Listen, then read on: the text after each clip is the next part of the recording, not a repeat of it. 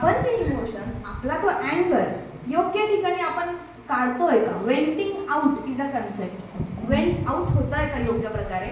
So ते जर होत असेल then it is a good mental health sign, आणि होत नसेल तर obviously we need to take care of our signs and symptoms as well, की आपण कुठे आयडेंटिफिकेशन आपल्याला क्लिअर हवं की नाही आज काहीतरी वेगळं होतंय. सो लेट सी की आपण थोडीशी मेडिटेशन करूया, त्याच्यामुळे हे थोडंसं कमी तरी होऊ शकेल may be. It is a trial and error basis again. Next, handle stress. तुम्ही तुमचा स्ट्रेस किती चांगल्या प्रकारे हँडल करताय. एक्झाम असो, फायनान्शियल स्ट्रेस असो, साधी बस चुकली तरी प्रॉब्लेम होतात आणि त्याच्यामधनं आपल्याला डोकेदुखी, मग घाम येणार, मग आपल्याला आता पुढे काय होईल काय नाही होणार. इनफॅक्ट परफॉर्मन्स रिलेटेड तुम्हाला बऱ्यापैकी स्ट्रेस असतो. सो तो स्ट्रेस जर वाढत गेला तर again it is imbalancing in your mental health. Next, building relationships. मला सांगा नाशिकचे किंवा सिन्नरमधले किती लोक आहेत, किती स्टुडंट्स इथे आहेत जे बेसिकली नाशिक किंवा सिन्नरचे बिलॉंग आहेत. Okay, only I can say 5%. बाकीचे सगळे बाहेरून आलेले आहेत है ना. सो बाहेरून आलेल्या लोकांना इथे स्टुडंट सोबत मॅच करणं, फ्रेंडशिप क्रिएट करणं, नेव्हिगेटिंग युअर रिलेशनशिप. बेसिकली तुम्ही तुमच्या रिलेशनशिप कसं मॅनेज करताय. एक ग्रुप बनतोय मग हे बोलतच नाही, मग हे वेगळेच पाडताय, ह्या सगळ्या गोष्टींमध्ये पण तुम्हाला कुठे ना कुठे तो स्ट्रेस फॅक्टर मॅनेज होत असतो किंवा तो स्ट्रेस फॅक्टर इम्प्रूव्ह होत असतो की नाही मला आता जावंसच वाटत नाहीये. मग कालांतराने असं होतं की हे बोलत नाही मग मी का जाऊ, किंवा माझ्याशी मला कोणी त्यांच्यात घेत नाही, मला सामील करून घेत नाही कोणी, मग मी काय करू एकटी. ते एकटे पण कधी कधी माणसाला खात असतं. देन त्याच्यामध्ये अगेन इम्बॅलन्सिंग क्रिएट होत असतो. सो डिसिजन मेकिंग, कोणाचं डिसिजन मेकिंग इथे खूप स्ट्रॉंग आहे किंवा आपण जे डिसिजन्स घेतोय, आपण म्हणतो की वी आर इंडिपेंडंट, बऱ्याच वेळा म्हणतो की ही टर्म लागू करतो की आम्ही इंडिपेंडंट आहोत, but actually are we independent in our decision making. आपण जे डिसिजन घेतोय त्याची रिस्क जरी समोरून येते, त्याचे इफेक्ट्स आपण पेलवायला तेवढी आपली कॅपॅसिटी, हँडलिंग पॉवर आहे का आपल्यामध्ये. सो तिथे जर आपल्याला अगेन डिसिजन एखादा चुकला आणि त्याचा इम्पॅक्ट आपल्यावर होत असेल कंटिन्युएशनली, परसिस्टन्सी आपण जे म्हणतो, ते परसिस्टन्सी लेवल अगेन आपल्या माइंडसेटवर इफेक्ट करणार. सो ह्या सगळ्यांमध्ये ना कुठे ना कुठे आपल्या डेली फंक्शनिंगवर इफेक्ट होतं. की फॉर एक्झाम्पल आता काल झोप नाही झाली, आज लगेच तुमची लॅक ऑफ एनर्जी दिसून येणार, लो मूड दिसून येणार, तुम्ही इथे आहात लक्ष कुठेतरी भलतीकडेच आहे. हे टीचर्सला पण जाणवत असणार ऑब्व्हियसली. त्यावेळी टीचर तुम्हाला येऊन विचारणारही कधी कधी, किंवा शेजारची पार्टनरही विचारू शकते काय आज काही झालंय का तुला, खूप शांत दिसते. सो हे विचारपूस करणं पण तेवढंच इम्पॉर्टंट आहे. बट सायमल्टेनियसली जर हे कंटिन्युएशनमध्ये होत असलं तर आपल्या मेंटल हेल्थची आपल्याला काळजी घेणं तेवढंच इम्पॉर्टंट आहे. Next slide please. आता आपण मेंटल हेल्थ म्हणजे काय बघितलं, but what is exactly science. आपल्याला ते वॉर्निंग सायन्स कसे मिळायला हवे किंवा आपण त्याच्याकडे अटेंटिव्हली कसं बघायला हवं हे या सायन्समध्ये तुम्हाला दिसत असेल. First is emotional science. काय वाटतं तुम्हाला इमोशनल सायन्स काय असेल, म्हणजे तिथं बघितलं तरी चालेल, नसेल दिसत तर तुम्ही तुमच्या मनाने पण सांगू शकता. इमोशनल सायन्स काय असते आपल्या मेंटल हेल्थ रिलेटेड. आपला माइंडसेट जर बिघडला तर इमोशन सगळ्यात आधी कुठे बाहेर पडतात किंवा कशा प्रकारे बाहेर पडतात. एनिवन? रडू येतं, चिडचिड होते, करेक्ट. कंटिन्युएशनमध्ये आपल्याला ते इरिटेशन मूड असतो. गर्ल्समध्ये स्पेसिफिकली मूड स्विंग्स होतात.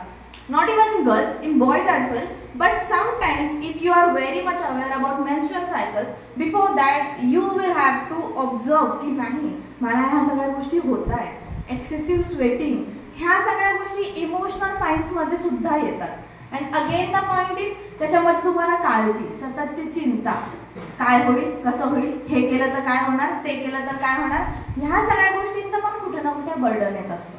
सो हे कंटिन्युएशनमध्ये नको व्हायला. आणि त्याच्यानंतर पण परत येतात कॉग्निटिव्ह सायन्स. कॉग्निटिव्ह सायन्समध्ये काय येणार, कॉग्निशनला तुम्ही सगळे वेल नोन आहात कन्सेप्टला, right. Brain related, numerology related जे कॉग्निटिव्ह सायन्स आहे त्याच्यामध्ये कॉन्सन्ट्रेशन स्किल्स, तुमचे मेमरी स्किल्स, अटेन्शन लेवल.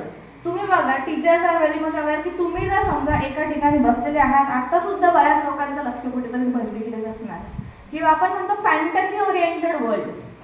त्या जगात आपण आपल्या विश्वात असतो की समोर एक चालू आहे आणि आपण दुसरीकडे आहोत. सो हे अटेन्शन आपलं कमी का होतंय, आपला इंटरेस्ट क्रिएट का नाही होते. आणि आपण जरी इंटरेस्ट क्रिएट केला, आपण 5 दिवसाआधी वाचलेली कन्सेप्ट 4-5 दिवसानंतर परत रेफर करावी लागते का, तेव्हा आपण एवढं अटेंटिव्ह नसतो का.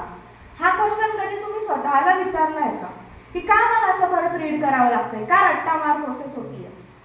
कारण जेव्हा आपण वाचतोय तेव्हा मे बी इतर गोष्टी, स्ट्रेस, तुमच्या चिंता, तुमची काळजी, या सगळ्या गोष्टी तिथे ॲट द सेम टाइम तुमच्या ब्रेनमध्ये सुरू असतात. सो अगेन हे कॉग्निटिव्ह सिम्पटम्स जरी असले तरी त्याच्यामध्ये अगेन बिहेवियर सिम्पटम्स असतात की तुमचे actions. For example sleeping pattern, तुमचं स्लीपिंग पॅटर्न कोणाचं 7 to 8 hours आहे, काही काहींचं एक्सेसिव्हच असतं, जे दुपारी पण झोपू शकतात, दुपारपर्यंत पण झोपू शकतात, आणि काही काहींचं डिक्रीज असतं.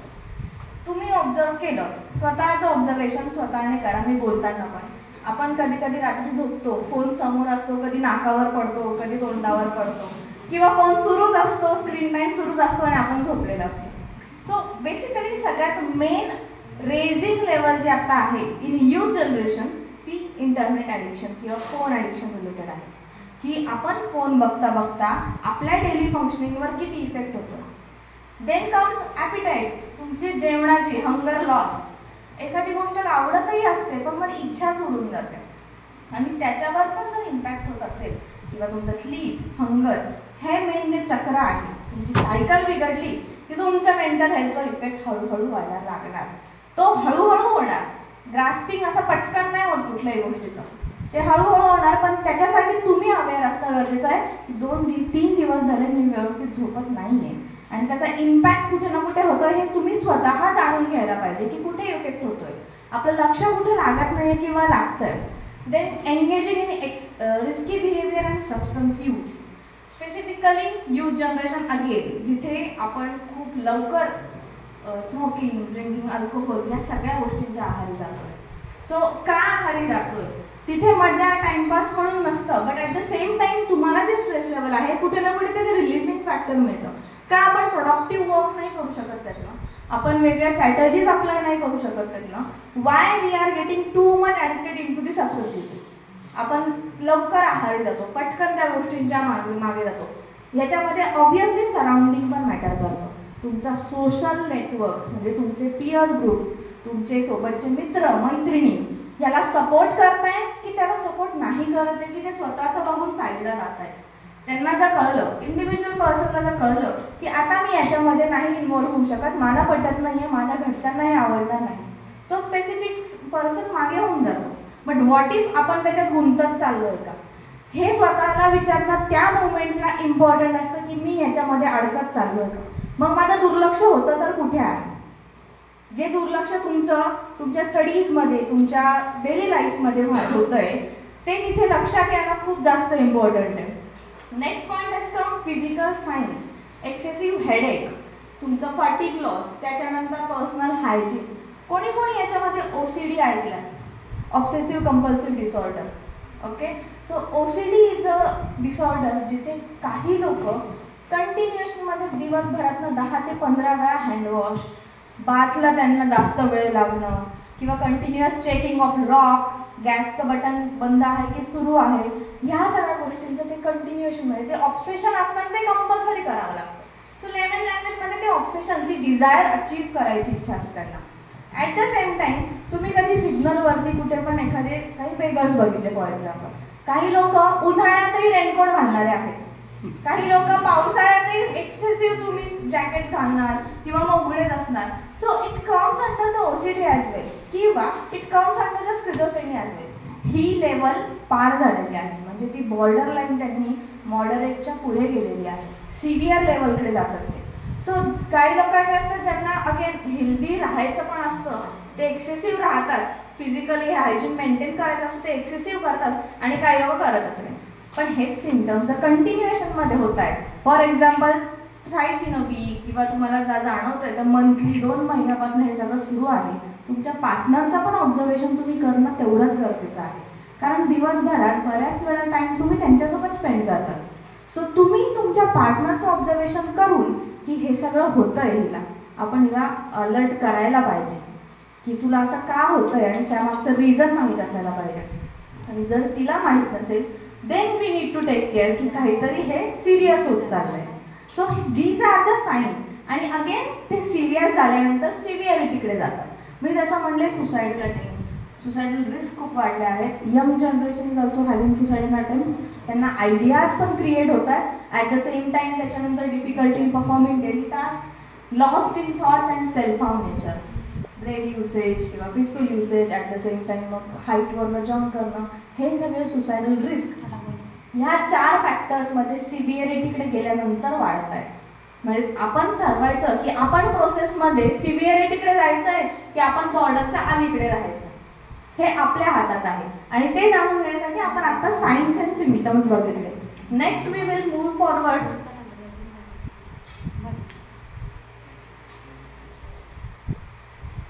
Current challenges.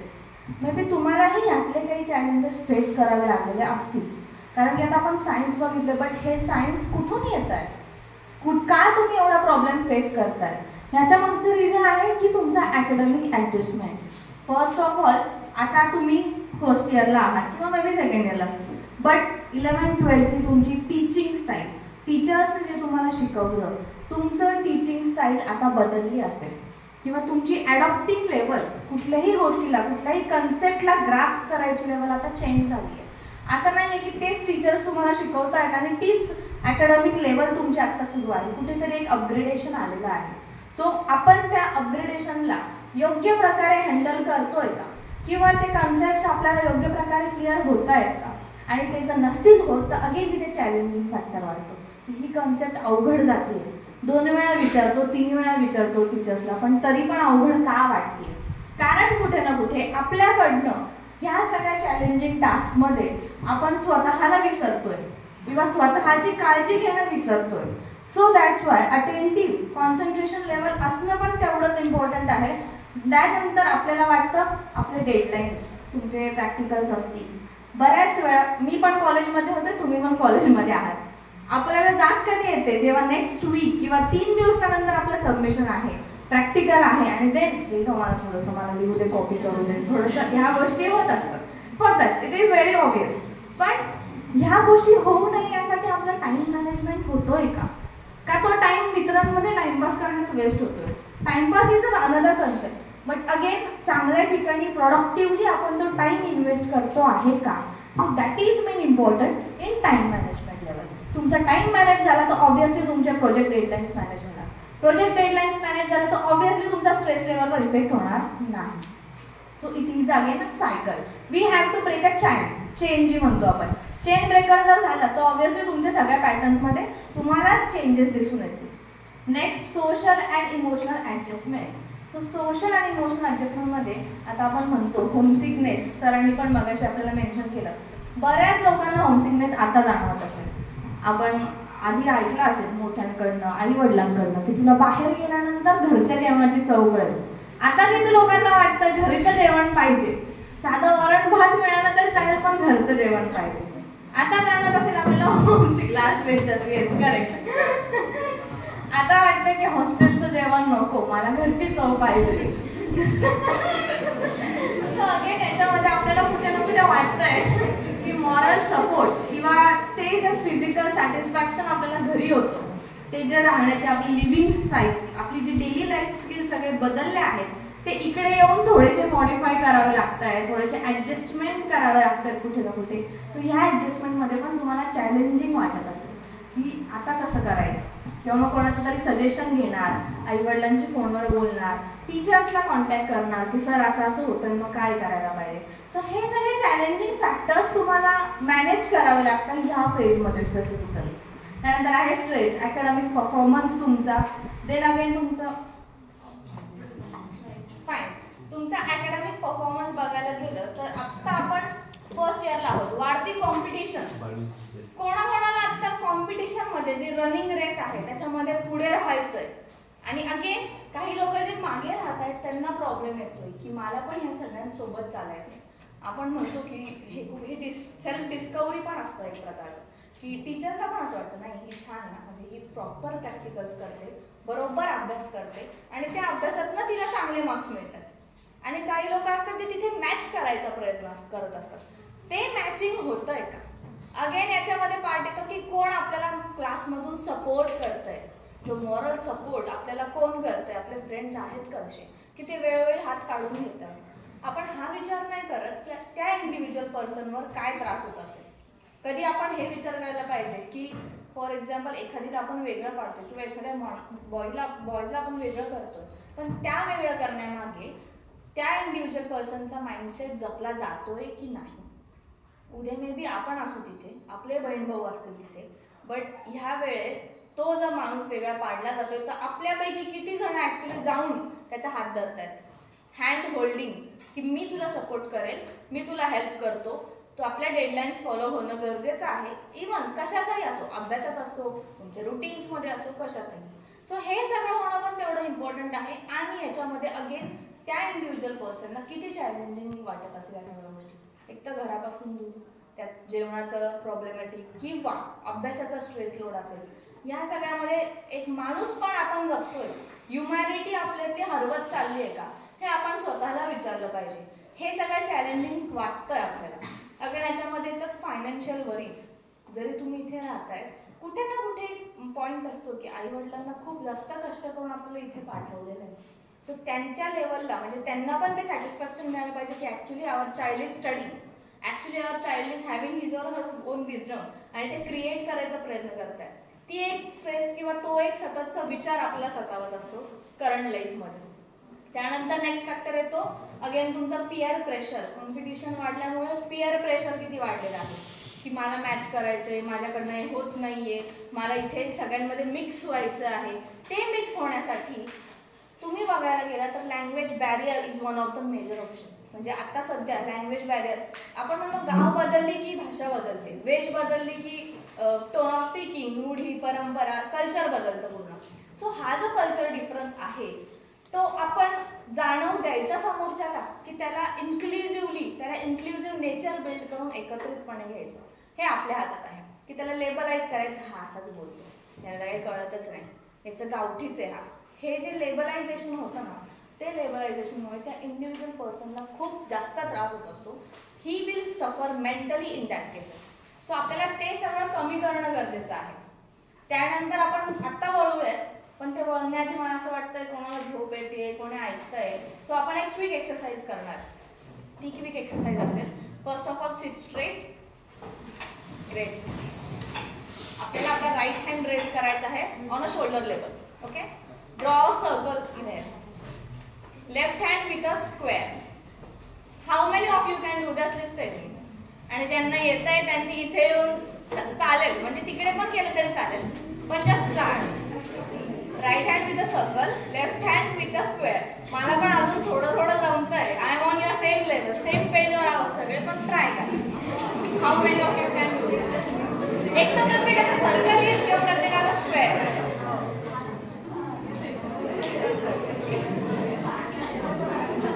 नाही ना?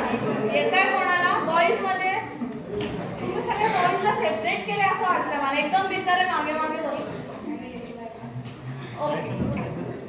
I think you should exercise this. म्हणजे तुम्ही हे प्रॅक्टिस केलं पाहिजे रोज.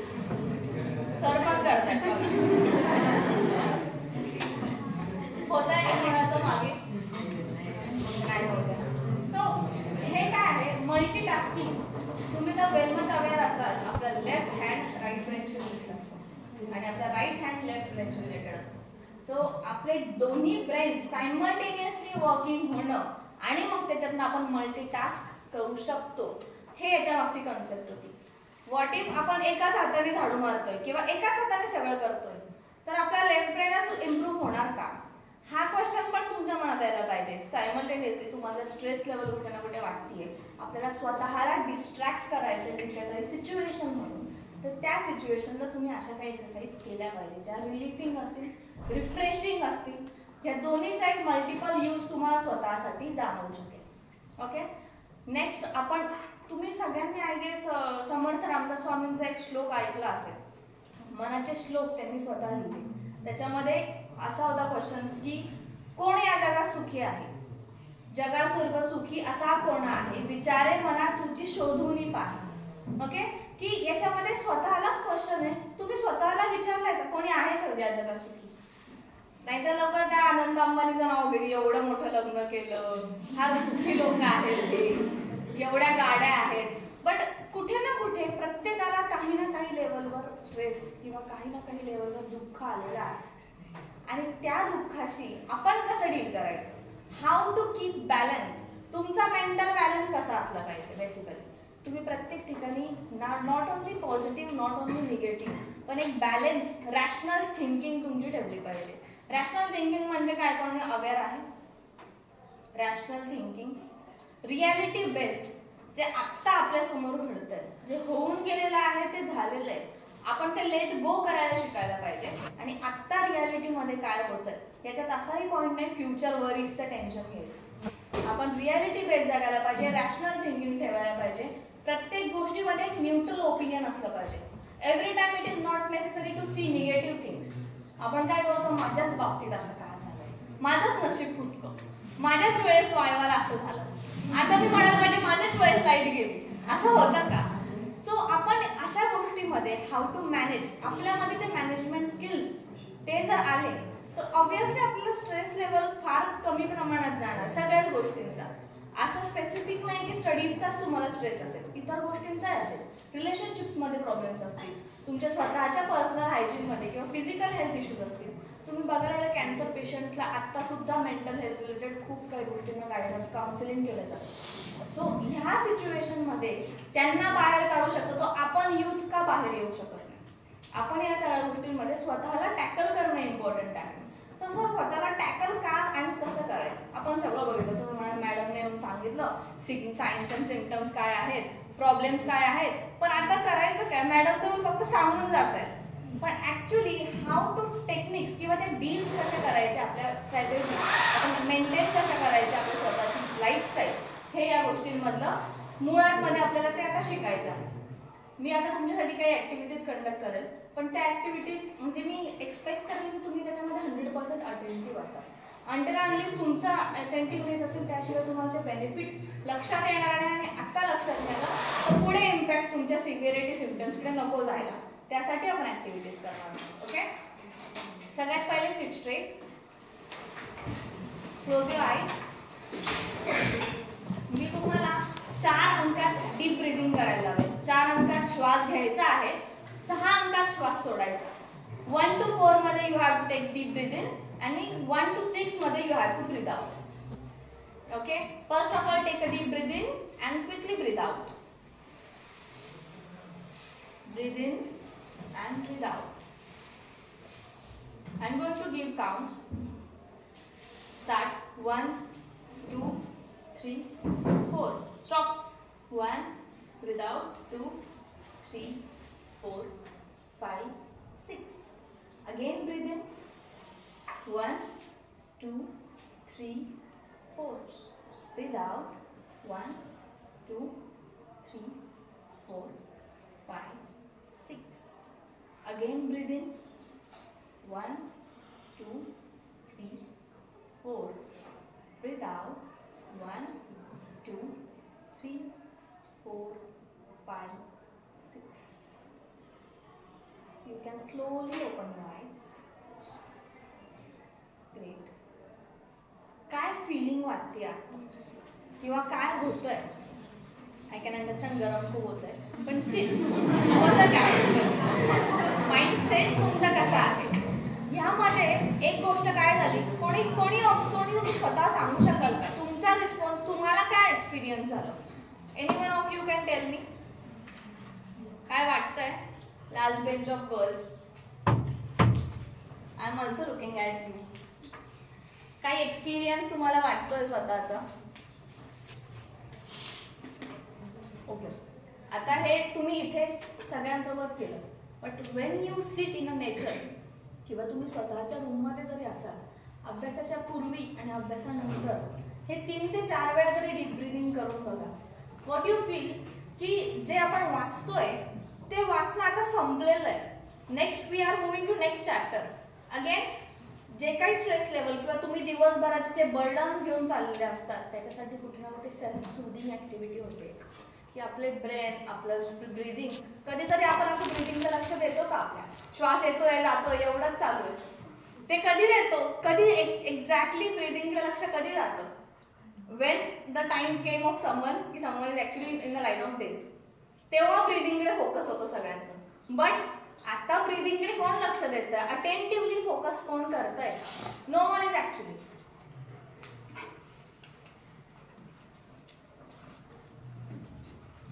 आणि त्या डीप ब्रीदिंगकडे फोकस करणं आपल्यासाठी आपली पॅल्पिटेशन्स लेवल, आपलं blood circulation into the brain, हे सगळं होणं इम्पॉर्टंट आहे. हे झाल्यानंतरच we can shift into the आपली माइंडसेट लेवल. आपलं माइंड रिफ्रेशिंग फिजिकल हेल्थमुळे सुद्धा होऊ शकतं, हे आपल्याला लक्षात येणं गरजेचं आहे. जर आपण फोकस कम्प्लिटली आपलं शिफ्ट केला तर नक्कीच होईल. Then there is a second technique. Now you just sit straight, don't close your eyes. मी काय सांगते त्याच्याकडे नीट अटेंटिव्हली लक्ष द्या. आपले दोन्ही बोटं, हातांचे बोटं घट्ट मिटायचे आहेत. वाईल क्लोजिंग दॅट पाम्स आपल्याला लक्ष द्यायचं की आपल्या वरीज, आपल्या चिंता, आपल्या काळजी, आपले स्ट्रेस फॅक्टर्स हे सगळे एकत्र मुठीत बंद केलेले आहेत. आणि slowly you have to just do one more time आणि ऑब्झर्व करा की ऍक्च्युली होतं काय आहे. Girls, boys, just do attentively. Very nice. Slowly relieve करायचे आहे. काय होतंय, काय जाणवतंय? आणि फिजिकल तुम्हाला काही जाणवतंय का? मे बी बऱ्याचशा लोकांनी ऑब्झर्व केलं असेल तर when we quickly hold our hands tightly, आपण जेव्हा आपले बोटं टेन्स करतो ना तेव्हाची फिलिंग आणि जेव्हा आपण सोडतो तेव्हाच्या फिलिंगमध्ये मच रिलीफिंग सेकंड असेल. सेकंड आपला जो टास्क आहे, सेकंड आहे, ती जास्त आपल्यासाठी रिलीफिंग असेल. सो अगेन याच्यामध्ये आपण ब्रेन, माइंड आणि आपलं फिजिकल हे सगळं एका याच्यात कंबाईन लेवलवर आपण होल्ड करतोय आणि ॲट द सेम टाइम आपण सोडतोय.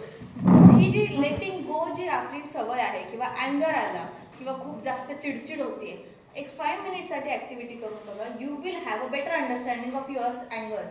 बेसिकली आपल्याला कळेल की आपली चिडचिड विनाकारण होतीये, आता मी व्यवस्थित आहे.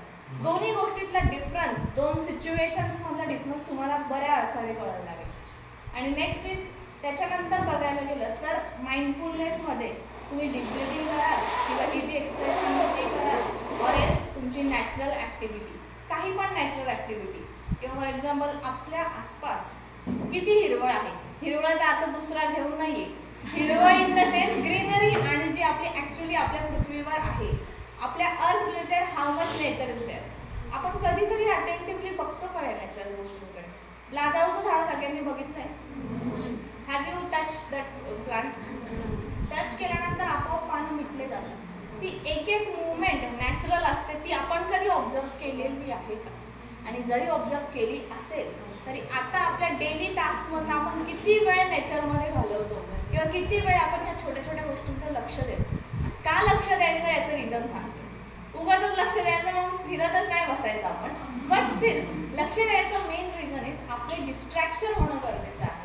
लहानपणी किंवा सराउंडिंगमध्ये तुम्ही ऑब्झर्व केलं तर आई मुलाला, एखाद्या बाळाला किंवा छोट्या मुलाला सांगत असते की जा बरं जरा फिरू नये, काय सारखं सारखं पोट दुखतं करतो, जा खेळू नये. आईचा सांगायचा उद्देश काय असतो? To distract that child. त्याचा पोट दुखीवरून सारखं दुखतंय म्हणून त्याचं न दुखलेलं म्हणजे दुखणं न कमी करून त्यांना जायचं असतं बाहेर, म्हणजे त्याचा फोकस शिफ्ट होईल. आपल्याला सेम लेवल अप्लाय करायचे आहे, आपल्याला आपला फोकस शिफ्ट करायचा आहे. आय कॅन अंडरस्टँड तुम्हाला आता नवीन सगळं अकॅडमिक प्रेशर पण असेल किंवा सिलेबस नवीन असेल, सगळ्या नवीन गोष्टी अडॉप्शन करायच्या असेल, पण ॲट द सेम टाइम 5 ते 10 मिनिटं तुमचा फोकस शिफ्ट नाही होऊ शकत दुसरीकडे. आपण जर 10 मिनिट्स आपला फोन एंगेजमेंटमध्ये जास्त एक्सेसिव्हली यूज करतो आहे, तेवढे 10 minutes what if you give your self. कोणी योगा, सूर्यनमस्कार, प्राणायाम करतं? Hardly 1 or 2%. ओके. सो ह्या युथ जनरेशनमध्ये प्रॉब्लेम्स वाढतातच आहे, चॅलेंजेस वाढतातच आहे, पण आपण ते टॅकल करण्यासाठी काही करतोय का?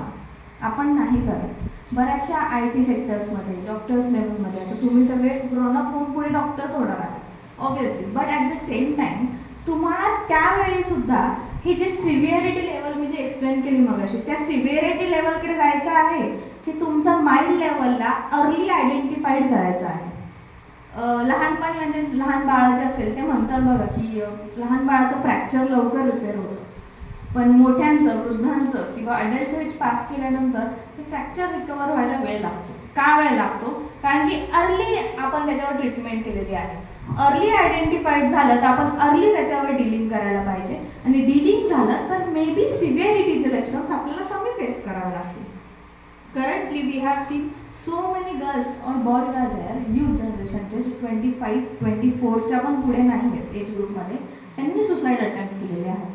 परवाचीच न्यूज आहे, आपलंच नर्सिंग कॉलेज पुण्यातलं, तिने 3rd फ्लोअरवरनं जम्प केलं.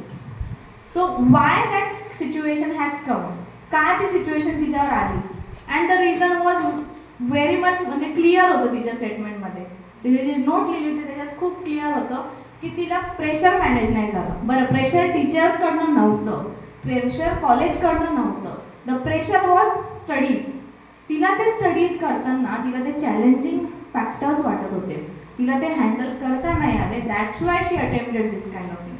सो ही जी रिस्क बिहेवियर आहे हे आपल्या आजूबाजूला पण कुठेतरी डेव्हलप होत आहे का?